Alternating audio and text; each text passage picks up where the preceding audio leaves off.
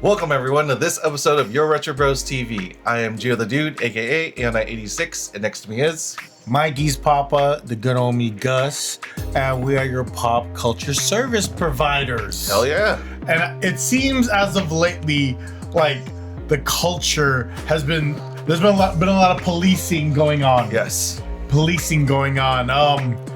And just jumping right into this is your Retro Bros TV, and it's so weird that it ended up on my algorithm, but the Jason Paige versus the Gengar card controversy. Yes. Did you know about it before I sent you a post? I had no idea about it. This is even not on his algorithm, but it's on mine. But it's on mine. And it's funny though, because he's defending Jason Paige, and you'll see why.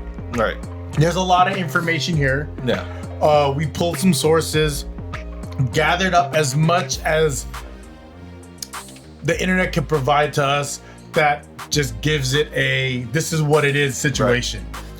Right. To get the situation a little bit more cleaner, kind of like without too much bias or without too much misinformation out there. Yeah. So there's a lot that we had to kind of look through. And just to like say this up front, this is definitely a difference between fans of the Pokemon cartoon, right, and people who enjoy the current card culture of Pokemon.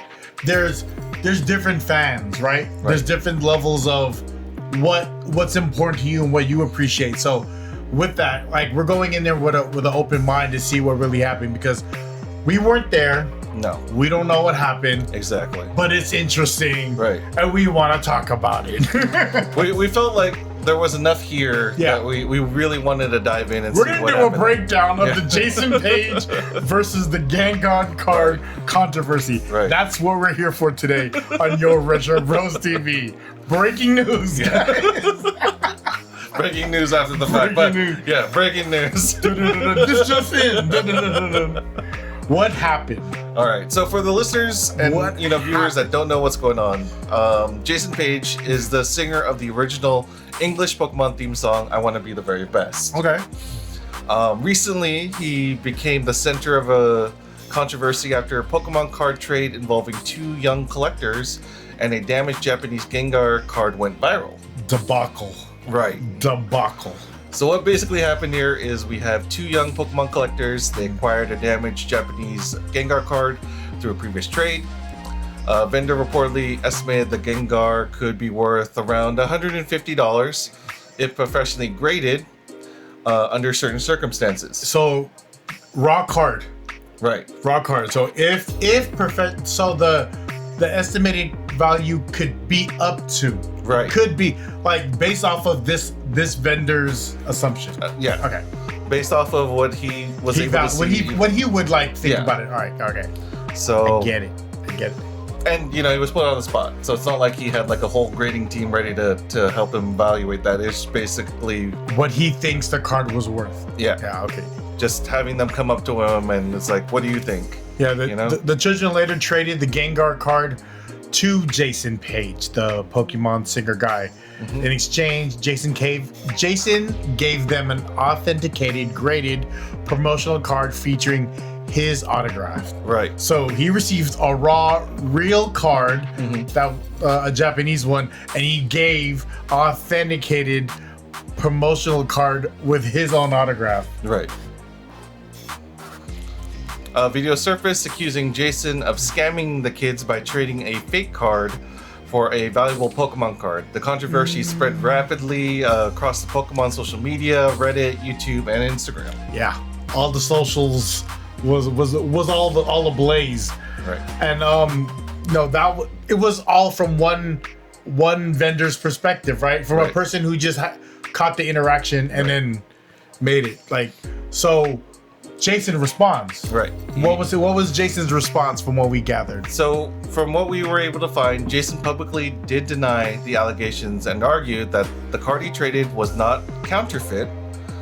It was a custom promotional card clearly identified as such. The card was authenticated and graded. The autograph itself carries value because fans regularly pay for his signature at conventions. He believes the trade was fair. He offered to reverse the trade if the family wasn't happy. One of the biggest arguments was that the Gengar card's value had been overstated because the card was heavily damaged. And that's all opinions until he gets graded, though, right? Right. So the argument is the value of the card and how much it's damaged, but no, I don't think people would do stuff like this, especially little kids with parents there. And he right. From what it says, he told he said, "Hey, if you guys want to trade it back, I'll trade it back." Like, yeah. That's what I picked up from this. Right. So yeah. I don't know. It's a little hard to kind of judge it when you're not there, right? When you're not there. When you're only given the highlights, right? Yeah. Thing is, I only seen one video, and it's the guy blaming. So I don't know, but people are angry. Right. Why are people angry? People are always angry, as Gio stated. Hey, some people are angry because they're hungry. Hangry is a real deal, Holyfield. But from what we gathered here, one of the criticisms that is being given is that the fact that he traded with children. Many collectors feel adults should avoid making high-value trades with kids without parents involved. So the parents were not involved. As far as we know. Why people are mad. Right. Parents were not involved. Right. Okay. Criticism number 2 that we kind of found online was the card wasn't an official Pokemon card. Many collectors argued the Gengar is an official Pokemon card. True. Jason's promo card is not tournament legal. It is essentially memorabilia rather than a Pokemon collectible. A trade is still a trade, though. Right. I just hope as long as that was stated to the kids. What sucks is he doesn't have the recording for that. Right. And the other thing is, a trade is a trade. It doesn't matter if it's a one-to-one an official card or not. It's just, I want what you have. I'm going to give you this, right? That's how a trade basically works. And I guess what sucks is the kid's age. Like, depending, if the kids were under double digits, I think that's always also a question. But yeah, I think in any trade with a child under the age of 15, I think parents should be involved. Oh yeah, definitely. Yeah. Up to 15, you kind of have to start figuring it out. You know what I mean? You could ask your parents, but at the same time, it's a Gengar, the Japanese Gengar card, right? Was that an original from the original line? I don't know. It was damaged, guys. Yeah, but it was definitely damaged from what we were seeing on the reports. Yeah. So, the next criticism, the value of the celebrity's autograph is subjective. Some collectors value voice actor autographs, celebrity signatures, convention exclusives. Other places, it may be little to no value to them. So it all just kind of depends on whether it's something that you agree with has a high value or not. That's subjective too, right? That's almost saying I would spend money on this, but I wouldn't spend money on that. Right. So it's very subjective, but you're at a Pokemon trading convention and then it's the guy who sings the song, right? So some people may hold that a higher value because people want to grade it a graded slab, and his signature was graded. Yeah. 10 out of 10, recommend. I don't know. I just said that. Don't want to recommend anything. What's the valuation debate? Right. So break it down for us. So because the kids had an official Pokemon card, it's a Japanese Gengar. Though it was damaged, it still had some level of value, right? Okay. Because there are still cards that even if they do have damage on them, whether it be heavy or not, the fact is it could still have a grade based off of when it was released. The value of it. It's a tournament game, right? It can, yeah. And it can be played officially in the game. Yeah, autograph. So, right. What is your superpower? You're gonna write notes. That's funny. So, according to Jason Paige, though, recent sales suggest a heavily damaged copy was worth around $75. He argued that the $150 estimate was unrealistic given the condition. This is according to Jason Paige. Right. Okay. But according to the vendor, a potential PSA 1 grade could make the card significantly more valuable. Some collectors actively seek PSA 1 cards because they're difficult to achieve.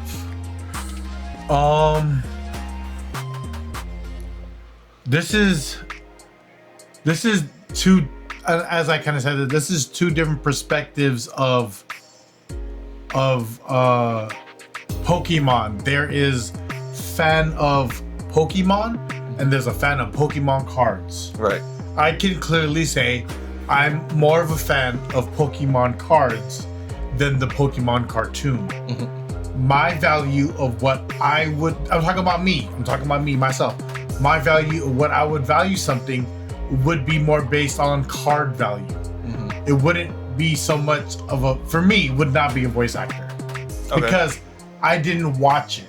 Okay. I seen the popularity and I seen where values went, so I started buying. That's truly in my head. Like I knew Pikachu up until like a year ago. That was my bar for Pokemon. Like I didn't know the other people's name. Mm-hmm. Maybe Squirtle, because that name is ridiculous.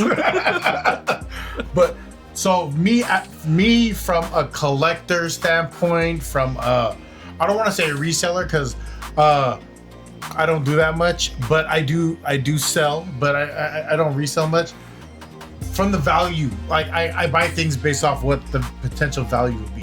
That is a bit, that's where my perspective is. Someone like you, growing up, singing the song after school, being embedded in the card culture and during the first wave, mm-hmm. like you're all about the culture of Pokemon, like not even with the cards. Like a card is a piece of it, right? For you, like it's not the thing for you. Right. So, but Jason Paige would be someone like, oh, cool, Jason Paige. Right. If he was okay, and this is the real test for this guy, and I would answer this probably the same way. If Jason Paige say, I want to be on your Retro Bros TV, we would say absolutely. Yes. Absolutely. If you wanted to sing, yeah, more than absolutely, dog. We're gonna have karaoke night with Jason Paige. We are calling that into existence. Mm-hmm. Jason Paige, come to Daly City. Let's host a karaoke night. You know what I mean? For the culture, right? For the culture of it. I'd ask for an autograph card though. You have to give one to the show now. You know what I mean? But from my perspective, where I look at it as the vendor and not a person from my perspective, as a vendor, collector-ish, the card has more value to me than the autograph, and that's an opinion. Okay. Right? Yeah. For you, for me, leaning more towards, I'm on the side of the kids. That's okay. Ultimately, that's what matters. I'm sorry. True. I'm sorry, internet. This is going to be the hugest hot take you're going to hear from me, which is what your opinion is doesn't matter. What matters is, are the kids happy? Because they're the ones that offered the trade to Jason in the first place.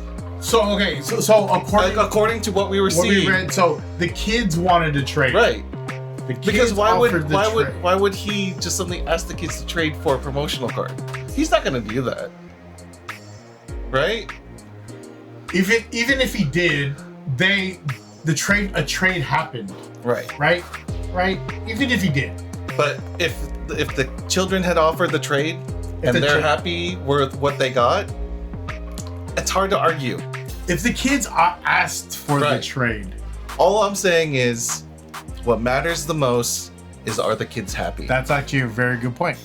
Because I could say what I want all day, but what matters is, it's the kids. They're the key point here. So if the kids are happy, they're not upset at Jason. I'm sorry, internet, your opinion does not matter. I kind of want to see. I kind of want to know what the parents think. Right. I'm very curious to see if there was any parents video, but yeah. I'd be really interested to see what they're talking about. Yeah. But from my standpoint, I'm on the side of the kids. Not necessarily Jason. I feel for him. I'm a fan of his. But ultimately, are the kids happy? is what happened what the kid requested? Right. Like, I'll trade you this card for this card. Right. Going, all right. That's what I want to know. Was it offered by the children first to make the trade or not? And then if it was, I'm sorry guys, no one has any grounds for argument. They offered the trade. They want to be happy with it. For all we know, the kids offered that. And he's like, hey, let me give you this in exchange, so it doesn't feel like you're just giving this to me. If for all we know, it could be that. It could be that innocent. But because people get angry and don't realize, like, hey, what you value is not the same as what these kids value. If they're fans and they wanted to offer it to him, so be it. Who are we to get mad? Yeah, so be it, right? Like I said, I'm on the side of the kids.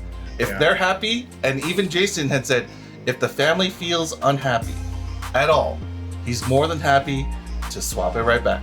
Okay. Interesting times in the Pokemon community. This is my algorithm and people fighting at the vending machines.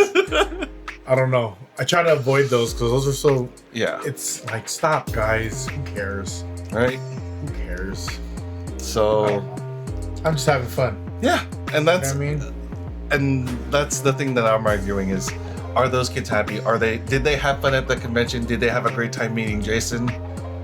Because those memories are what matter. Yeah. Right? Yeah. So, my hot take, agree with me, disagree with me.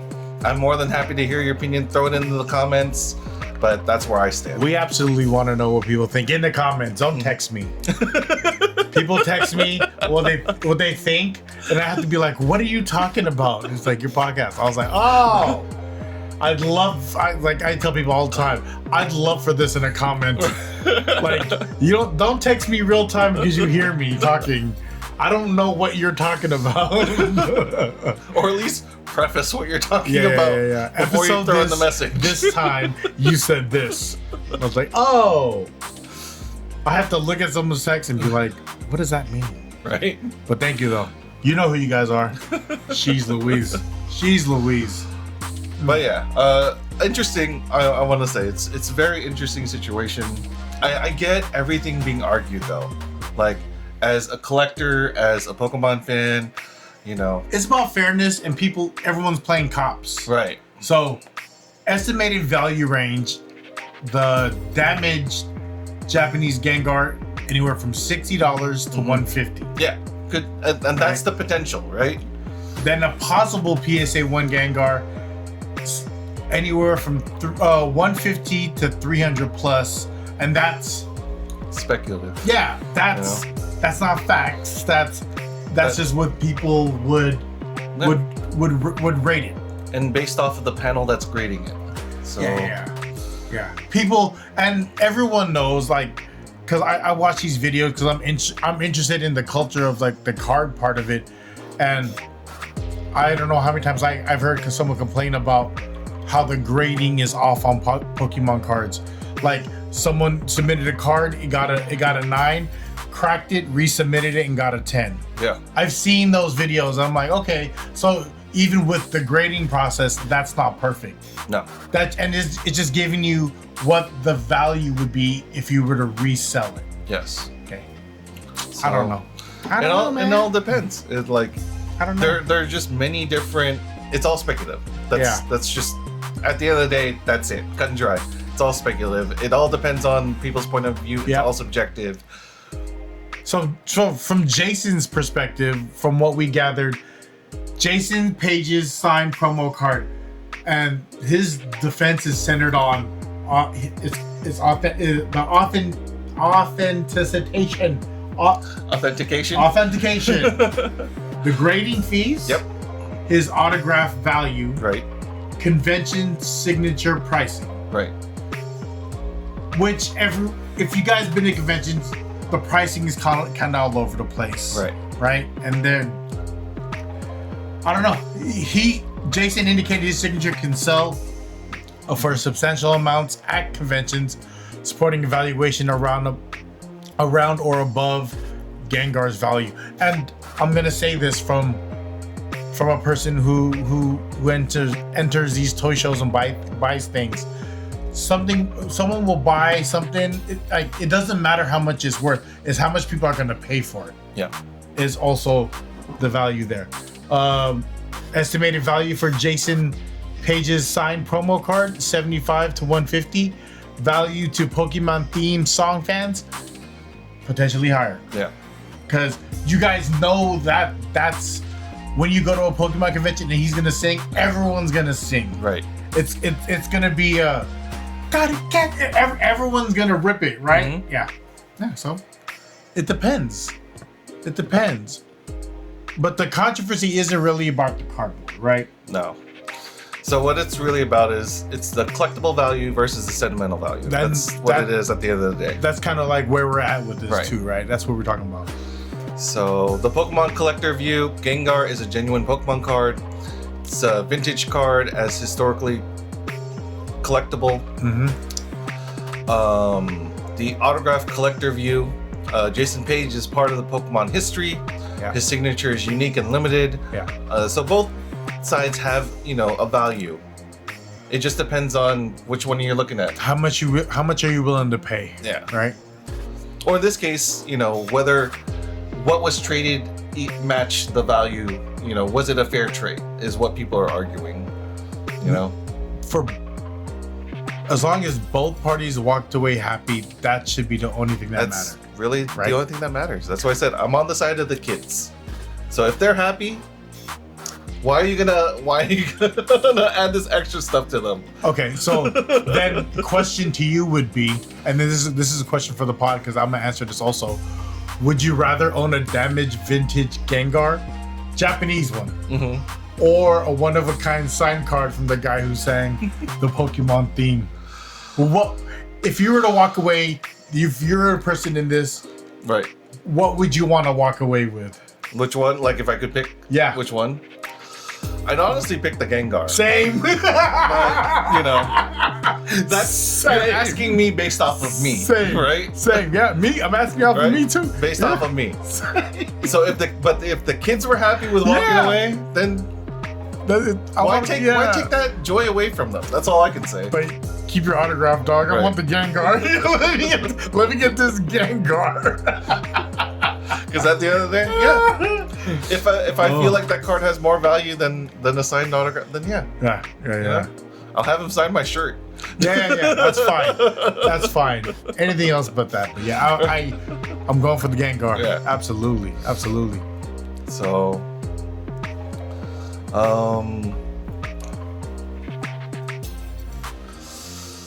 so the thing that we kind of also we talked about as one of the topics is, does a celebrity have a responsibility not to trade with children, even if the trade is technically fair? If the kids are asking for it, then the celebrity does have the responsibility to be like, is your parents with you? Yeah. To There's a certain level of responsibility they have to maintain. This is the kid, and I think I'm gonna put it on the celebrity to be like, if they're doing a trade, like, where's your parent? Like, Right. who's with you right now? Right. I think that part. So I don't think they can trade that without parents' consent, right? Everything's with parents' consent. Right. And the other thing we do not know is whether their parents were there even in the first place, right? Yeah. For all we know, and I'm just going to put it out there, the parents drop the kids off, go attend your convention. I'm going to hit Denny's. Oh, is that what? No, I'm saying we don't know. Yeah. I was So like, Denny's. that could be how it, that could be how it's played. I haven't been to a Denny's in years. I'm like, you still have Denny's out here? There's only one Denny's in the Bay Area, maybe two, I think. Denny's. So that's all I'm saying. Like, we Moons don't over know the full Miami. situation. Yeah, we don't. Rudy Tooty, Fresh and Pretty. Oh, that's IHOP. Yeah. But like, also at the same time, if the kids initiate, do you, like, as a celebrity, do you want to say no, I can't unless your parents are here? Because then that also puts a damper on that moment for them as well. But you're that way. everyone is on the same page. Everyone's on the same page, but I wouldn't want my kid to get dicked by a celebrity just because they didn't understand the full value of things, right? So consult an adult, right? If you're, like I said, under age of 15, consult an adult. Yeah. At 15, you can fuck off a little bit. You can get rowdy a little bit at 15. Yeah, you kind of have that angst in you. So again, it all kind of depends on how this goes. But for how I feel, honestly, I'm like, yeah, there is a certain level of responsibility. As far as like initiating the trade and everything, no. The celebrity should not initiate trades with children. No. And then it goes into what's worth more, like Pokemon history, or Pokemon nostalgia. Yeah. That's what's more like. For some people, nostalgia is more important than history. Mm-hmm. So valuation, it all depends who wants it, right? Yeah. Like if the same trade happened between two adults, would anyone even care though? Probably not. I think that's the thing though, right? Right. If it was adults, people wouldn't care. I think the bigger thing is there were kids. Yeah. And if the kids wanted it and it happened, the kids were happy walking away. But I don't know. I don't know what that kid's day was looking like. What if he had a card and would just go into different people and just trying to trade all day? Yeah. Like, what if that kid's goal was, I got this $10 card and I'm gonna keep trading up till someone gets me to where I want to be at. Right. We don't know.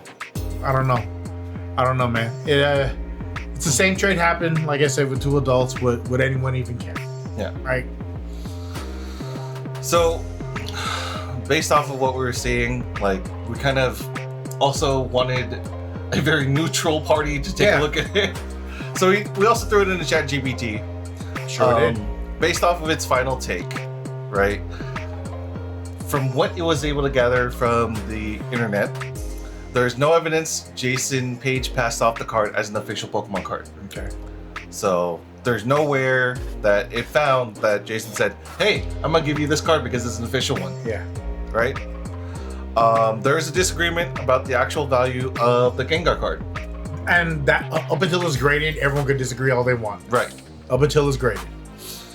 And so the biggest controversy is not necessarily the numbers involved, but the fact that the trade involved young collectors. Yeah. And that's where it gets slippery a little bit. Right. All right.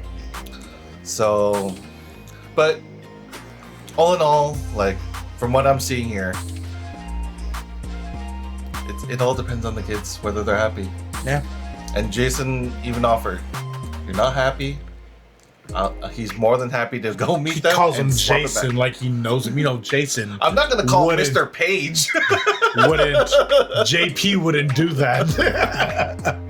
J Page. J Page wouldn't do that. I don't know. It's interesting. Yeah. So it's definitely like a buzzer right now. And another thing that, and this is based off of just stuff we throw in each other's DMs. Excuse me. And we throw a lot of stuff in each other. There's a lot of activity there. And our algorithm is definitely taking us there. But there's another thing I sent you. Yes. Right? So, which I thought was a pretty cool topic, which is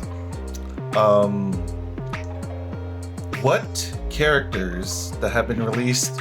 We took a sample of what characters have been released from the 90s to today that are Filipino characters or based off of Filipino culture. In video games. So I stumbled across something and I was like, oh, cool, look it. There's a Filipino character going to be in this video game.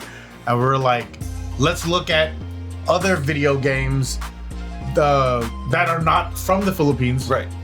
That have Filipino characters and some you may know that even I didn't know. Right.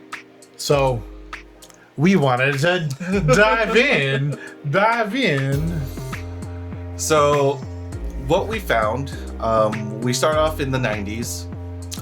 Josie Rizal, who is a secret character in the game Medal of Honor in 1999. That was a DreamWorks interactive and the publisher was EA, Electronic Arts. So Medal of Honor was kind of like Call of Duty, but not as messy. It was actually like military right? I think it was more based off of, well, honestly, it's been a while since I looked at the Medal of Honor series. I've never played the game, but essentially it's more of a older wars. Yeah. You know, not like Call of Duty nowadays where it's more high tech with high tech weaponry. Yeah. You know, it's more of just like the older style or the older guns. So, and the fact that he was a secret character was super cool. Yeah. And for those who don't know, Josie Rizal. He's based on a real life Filipino national hero. Yep. Shout out to Josie Rizal. He appeared as an unlockable multiplayer character. What? So you could play as him. And then one of the earliest Filipino figures represented in major Western video games. And that's a big deal. Mm-hmm. Western video games was a big deal because us in Asia, we're the market, right? We're the market that people want to break into, is the Western market. So, and that's 1999. Yep. So in the early 2000s, we have Talim from Soulcalibur 2 in 2002. Soulcalibur. I had no idea. About this character. I like Soulcalibur, the Soulcalibur series. I did not know that Talim was actually based off of the Filipino, or was inspired by Filipino culture. I like that a lot. The developer was Project Soul, Namco Japan, and publisher is Namco Japan. For those that don't know, Namco is popular for Pac-Man. Yes. Wah, wah, wah, wah, and a lot of other games too. Yeah. Not just Pac-Man, bro. She's often, Talim is considered often the first major Filipino video game character to achieve global popularity. She hails from the Visayan Islands of the Philippines. Caller. She uses dual elbow blades and wind-based techniques. Became one of the franchise's most beloved characters. So the key Filipino elements that we have here is inspired by the Visayan culture. Shout out to my Visayans. And her backstory centers around a village priestess and spiritual traditions. Which is on brand with our Filipino culture. Yes. On brand. 2010s, Josie Rizal, Tekken 7, actually in 2015. Yes. Josie Rizal, Tekken 7. Also another Bandai Namco studio out of Japan. Bandai Namco Entertainment was the publisher. First Filipino fighter in Tekken. Practices a form of kickboxing influenced by Eskrima, arnis, and named after the big homie Josie Rizal. Yeah. Interesting fact. Many of her move names reference Philippine locations and symbols, including the Sambuquita, Holler, Carabao, Subic, Albay, and Kawasan Falls. Sambuquita is a flower. Yes. My mom had a business to where she was selling these body oils, and it was Sambuquita. And I smelled like a potpourri bag. but it was floral and it was pleasant. So we have Isabella Reyes. Izzy. Game Tekken Mobile from 2018. Bella Boo. Developer Bandai Namco Japan. Who she is, she's a Filipina treasure hunter, one of the few Filipino characters outside the main Tekken roster, and she also wields Eskrima sticks. Shout out. But no one's gonna talk about Nightwing. It's fine. No one talks about Nightwing. So this character we have next is from Valorant. Have you played that game? Yes. Okay, quickly explain what that game is for our non-Valorant fluid listeners. So Valorant is more of a tactical team-based shooter. Okay. Comparable to Counter-Strike. Okay. More recently, Counter-Strike Global Offensive. Okay. But essentially, you have two teams. Each team has, different characters. Each character has their own unique abilities. and your main objective is to plant a bomb and have that either explode or kill the rest of the enemy team. It's like paintball. Kind of, yeah. But like real life shooting. Right. And then the character Neon, what was her real name? Tala Nicole Dimap Valdez. AKA Neon. Why she's important? She's one of the most recognizable Filipino characters in modern gaming. Native of Manila. And she uses electricity powered speed abilities. So in the game, she actually speaks Tagalog. That's dope. She has Manila references throughout her lore, and her agent reveal generated major excitement among Filipino gamers. Yeah, I would be. I don't know about it, but I'd be excited. Yeah. This is very cool. And now we're gonna go further into the 2020s. We have Josie Rizal.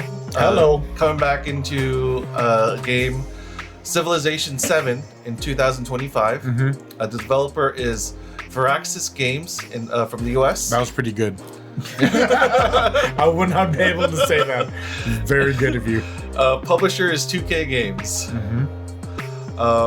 Why he's born? He's the first Filipino leader in the Civilization franchise. He represents Filipino intellectualism, culture, and nationalism. One of the most significant Filipino representations in strategy gaming. Okay, strategy game is different. Right. That's So chess, not checkers, guys. Civilization is you do build a whole civilization. You In Civilization, you build a civilization.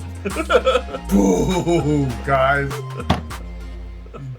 What are you talking about? What are you talking about? That's cool though. Yeah. Yeah. Shout out to Josie Rizal being out there, and then the one that initiated this whole conversation. Yes. She is still yet to be released, but we have Yasmine from Street Fighter 6. She's going to be released this year, 2026. Developer is Capcom Japan and publisher is Capcom Japan. She's going to be the first Filipino character in the Street Fighter history. That's a big deal to me. Yeah, definitely. I love Street Fighter as a franchise, and the fact that we get to see representation like this. Bruno Mars did this. Manny Pacquiao did this. Yes. Joe Coy did this, and he's only half. What? Right. What? And of course, she's going to use Arnis Eskrima inspired weapon techniques, and she represents the Philippines in one of gaming's most iconic franchises. I absolutely agree. One of the most iconic Street Fighter. When I say Street Fighter, to my head, it's always going to be 2. 2, yeah. It's always going to be 2. But I can try to play other games, and it's all the same kind of stuff. You just got to do half circles, or you got to do shit like that, or reverse. I don't know. It's all the same. Let me figure out what button does what. But just being on, just like doing the research and trying to gather information. There's also a bunch of characters that people think could be Filipino, ambiguously Filipino if you must. Sage from the game Valorant you're just talking about. Riot Games. Many fans initially speculated Sage was Filipina due to appearance and voice similarities, but Riot confirmed she is Chinese, not Filipino. Her name is Sage. Relax. And then we have Vexana from Mobile Legends. Developer is Moonton from China, inspired by Southeast Asian mythology, but not specifically Filipino. We're being ambiguous, guys. We're being ambiguous. But the top 5 most famous Filipino video game characters ever. In no order. This is top 5 in no order. Right. We have Talim from Soulcalibur. I like that. Josie Rizal from Tekken. I like that. Neon from Valorant. I like that. Yasmine from Street Fighter. I like that. And Josie Rizal from Civilization 7. I understand how important Josie Rizal is, but the fact that we have a character in Soulcalibur, a Filipino in Soulcalibur, a Filipino in Tekken, and now a Filipino in Street Fighter, dog. It only took us 25 years to get here. Yeah. But absolutely, I'm here for it. Definitely. So one could kind of make the argument, right, based off of what we were finding here, that Filipino representation in fighting games evolved through 3 generations. Yeah. Generation 1 in the 2000s, we got Talim. His Filipino origin, cultural references were very subtle. And this is going from 2000s on. Right. Right. We don't know past that. Like Right. You let us know in the comments. So Generation 2, 2010s, Josie Rizal, explicitly Filipino, used Filipino martial arts, mixed fan reception, but don't be a hater and just enjoy Josie. Mm-hmm. And Generation 3, we have in the 2020s, Neon and Yasmine. So they're both clearly Filipino, speak the Filipino language and slang as far as what we've seen, and then heavily embrace Filipino identity, designed with input from Filipino communities and modern audiences. Love it. I love it. The progression shows how game developers have gone from simply saying this character is from the Philippines to actively celebrating Filipino culture, language, and martial arts on a world stage to give us that highlight, to give us the choice. Because playing Street Fighter, whenever a girl will play, they always chose Chun-Li. And now us having the choice to be like, am I choosing that person or am I choosing Yasmine? Like, am I choosing Filipino or am I choosing Ryu because I know they use Ryu better? Maybe Ryu. But the fact that I have that option in Street Fighter to choose Yasmine in August. August. When it release. She'll be releasing in August. Yeah. She'll be releasing all over you in August. All over you. All over you. On a world stage. Yasmine is going to release all over you in August. Yeah. I think it's time to wrap this. I think it's to wrap this thing up. Let's wrap this thing up, huh? Yes. Thank you everyone for joining us on this episode of YRBtv. We're signing off for the night. I am Gio the Dude, aka Aeonite86. Mikey's Papa, the good homie Gus, Fogtown Toy Hunter. Shout out to Foggy Con, shout out to Top of the Hill Festival, shout out to Daly City Hip Hop Day. Love y'all. Peace. Peace. Beep.